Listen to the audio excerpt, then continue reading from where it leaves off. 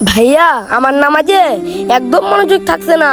নামাজ পড়তে গেলে খেলাধুলার কথা মনে হয়, আর মনে হয় আমার কোন বন্ধু জানে আমাকে ডাকছে। হ্যাঁ ভাইয়া, আমার নামাজে মনোযোগ থাকে না। নামাজ পড়তে গেলে কার্টুনের কথা মনে পড়ে আর গেম খেলার কথা মনে পড়ে। তাহলে তো চিন্তার বিষয়। আচ্ছা ঠিক আছে, তোমরা এখানে একটু দাঁড়াও, আমার কাছে একটা বুদ্ধি আছে।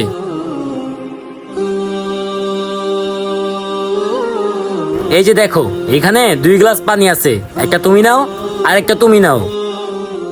এখন শোনো, এই 2 গ্লাস পানি নিয়ে এই বাড়ির ভেতর থেকে তোমাদের ঘুরে আসতে হবে, কিন্তু শর্ত হলো এই 2 গ্লাস পানি থেকে 1 ফোঁটা পানিও পড়তে পারবে না। যদি 1 ফোঁটা পানি পড়ে তাহলে তোমাদের কিন্তু পিটুনি আছে। আচ্ছা ঠিক আছে ভাইয়া। আচ্ছা ঠিক আছে, চলো।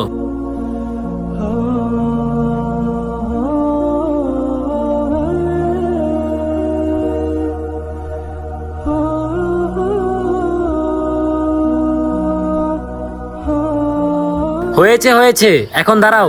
কি 1 ফোঁটা পানিও কি পড়েছে?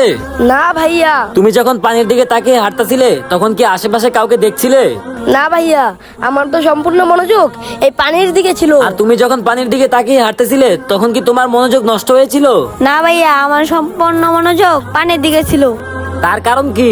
ভাইয়া, তার কারণ তুমি আমাদের সাথে সাথে ছিলে। আর 1 ফোঁটা পানি বললে তুমি আমাদের পিটুনি দিতে, এই ভয়ে আমাদের মনোযোগ এই পানির দিকে ছিল। সেই বয়ে 1 ফোঁটা পানিও পড়ে নাই, মনোযোগও নষ্ট হয় নাই। তাহলে বুঝলে, তোমরা যদি এইভাবে নামাজে মনোযোগ দাও আর আল্লাহকে ভয় পাও, তাহলে নামাজের মধ্যে খেলাধুলার কথা মনে পড়বে না, কার্টুনের কথা মনে পড়বে না। হ্যাঁ ভাইয়া, এখন আমরা বুঝতে পেরেছি।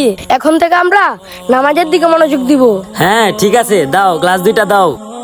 বন্ধুরা, ওদের জন্য সবাই কমেন্টে মাশাআল্লাহ বলে যাবে।